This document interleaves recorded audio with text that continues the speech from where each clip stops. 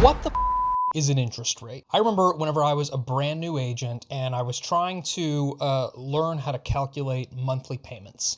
And this was before ChatGPT. You know, I think I was looking at like $200,000 because houses could be bought for $200,000 in 2014.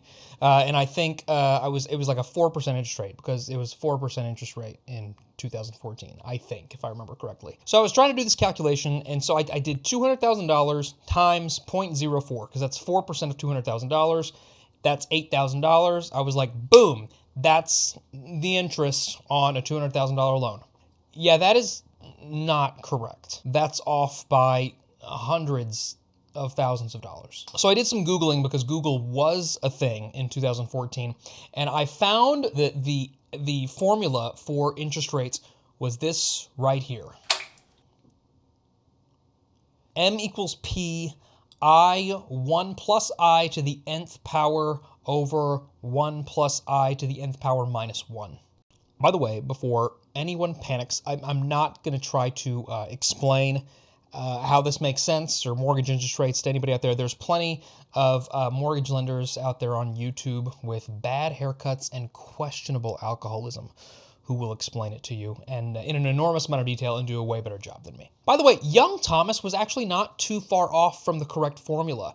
What Thomas didn't do is he didn't complete the equation. It is 4% of the $200,000, but only for year one. You have every year for the following 29 divide that interest amount by the 12 months of every year. See how complicated this is? Maybe you all knew that.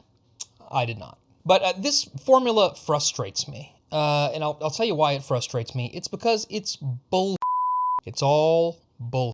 It's unnecessarily complicated, and it's a distraction from the end goal. We want to buy a house.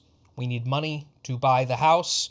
We don't have that much money in the bank, so a loan would be cool. We don't want to pay too much money for the house. So where does that leave us? I think this is kind of an Occam's razor thing. I think simplicity is the best answer in most situations. So let's use this principle instead. It's widely accepted that you should spend no more than 30% of your monthly income on housing expenses. So simply take the monthly income of all of the contributing members of your household and multiply that times 0.3, and there you have it, the maximum that you should spend every month on housing. And that's regardless of what the interest rate is. Now, based on your credit and your other debts, a mortgage underwriter might have a very different opinion of how much you can spend per month on housing, but I'm really just trying to simplify the thought process around the mortgage payment for you. Regardless of the rate, your principal and interest payment stays exactly